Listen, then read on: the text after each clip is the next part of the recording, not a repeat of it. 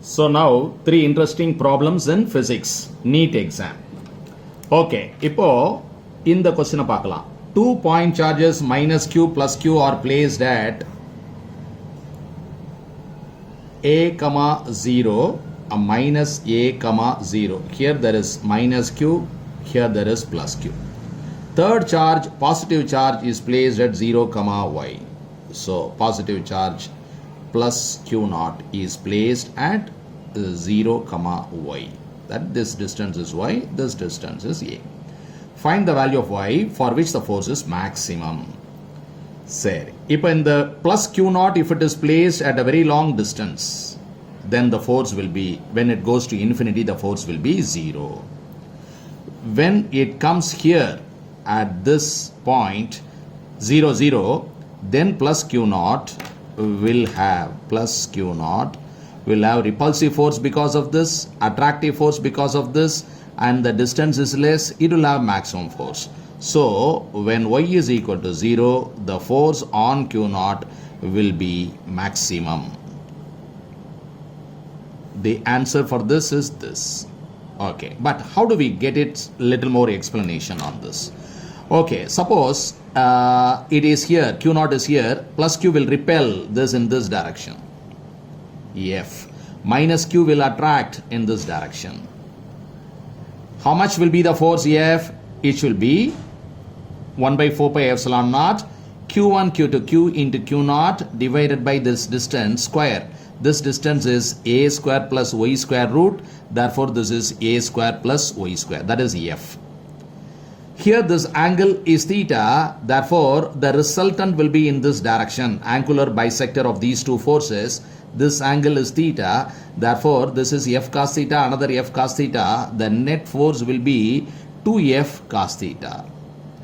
That is 2 into that k q naught by a square plus y square into cos theta is adjacent side by hypotenuse, which is root of a square plus y square. This will be the net force. Here if you see, all these things are constant, and there is this a square is also constant, but this term is there in the denominator. Only when y becomes 0, the denominator will be minimum and the net force will be maximum, therefore y should be 0. This problem will become more interesting if this charge is also plus q. Let us discuss that also. Suppose at a comma 0 you have plus q, and minus a comma 0 again you have plus q, and q naught is placed here. This is y, this is a, and we want the force on q naught to be maximum. So let us find the force. Now q will repel in this direction, this plus q also will repel in this direction, so the resultant force will go in this direction. How much is this F? F is equal to constant into q naught divided by this distance whole square. Distance is y square plus a square whole square, it will become y square plus a square, that is F.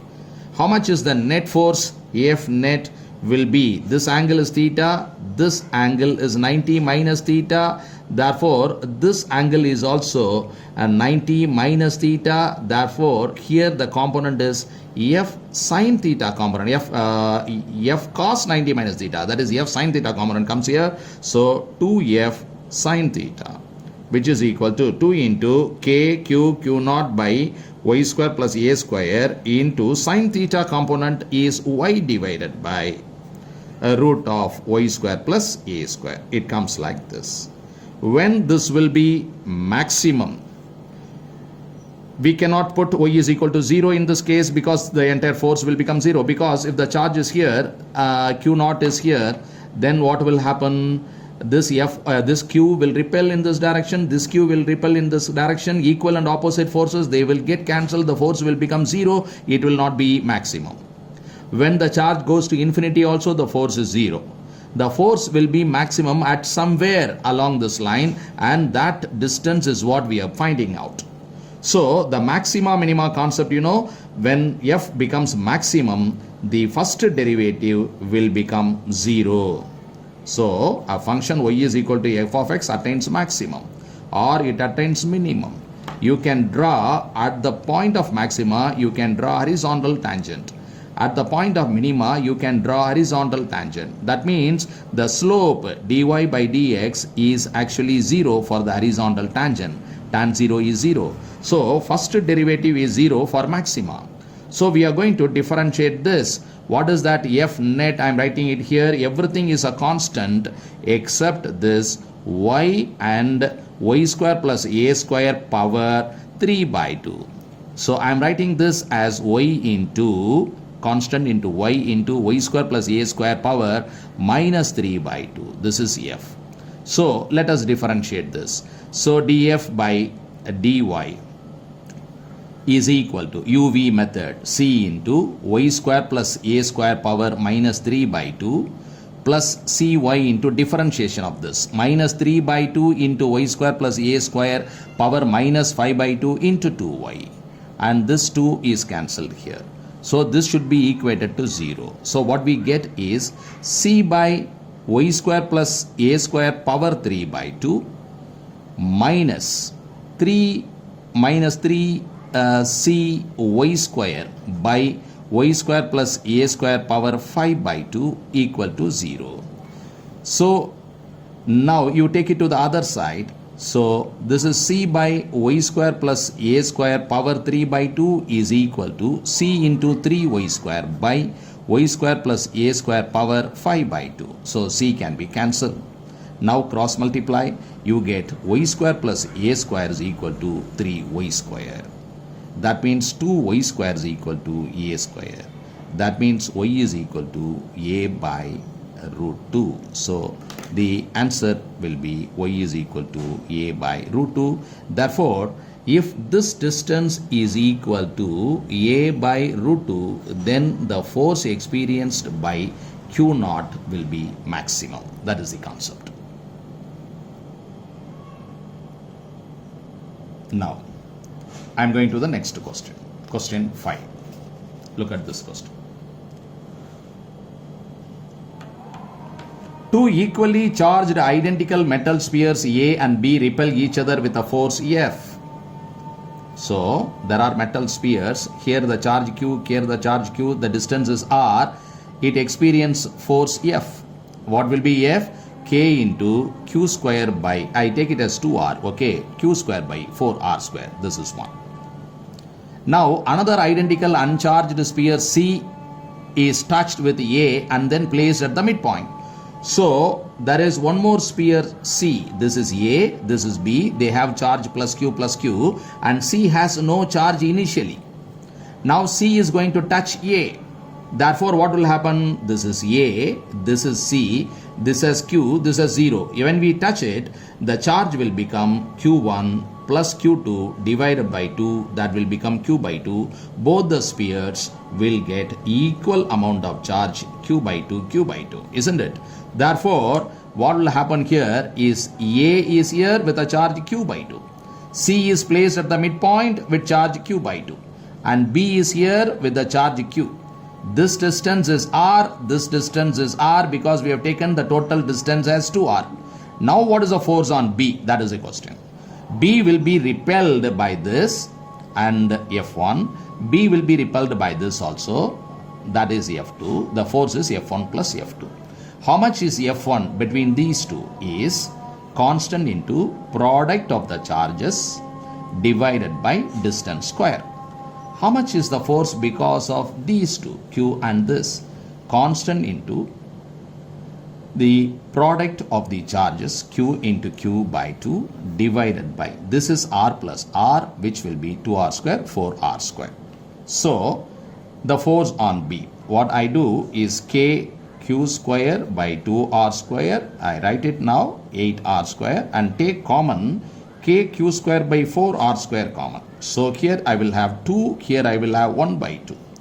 And this, you see, K Q square by 4R square is actually F. And this is 2.5, that is 5 by 2. So the force now is F into 5 by 2. This is given in this option C. So for this problem, option C is the correct answer. Okay, now I am going to my question number 6. Okay, the third problem of this class. So this is based on Millikan's oil drop experiment. Okay, this is the electric field is applied like this, positive plate, negative plate. The oil drop has negative charge. Now, electric field direction is from positive to negative. The force on the negative charge will be in the opposite direction. That is balanced by the weight of the oil drop, therefore this is stationary. For hours together it can be there. It can be kept at that particular position. So here the condition is the electrostatic force is equal to weight. The electrostatic force is E into Q, that is equal to weight, that is M into G. Here what is given is electric field is given 3 into 10 power 4. Q is equal to NE. E is 1.6 into 10 power minus 19. That is equal to mass of the oil drop is 9.8 into 10 power minus 15 into G is 9.8. Now we want N. How much is N? N is equal to 9.8 into 10 power minus 15 into 9.8 divided by 3 into 10 power 4 into 1.6 into 10 power minus 19. You see, 10 power minus 15, 10 power minus 15 is cancelled. So I have 9.8 into 9.8 by 3 into 1.6. I have to say whether this is equal to 21 or 10 or 20 or 25. This is an integer. So I do my calculation like this: 98 into 98, 64, 6, 72, 78, 72, 7, 81, 88. This is 4, 0, and this is 6, 9. So this is 96.04. Okay, 96. This I multiply 4.8. Now you know 48 into 2 is 96. Therefore this is 20. So a number of electrons in the oil drop is 20.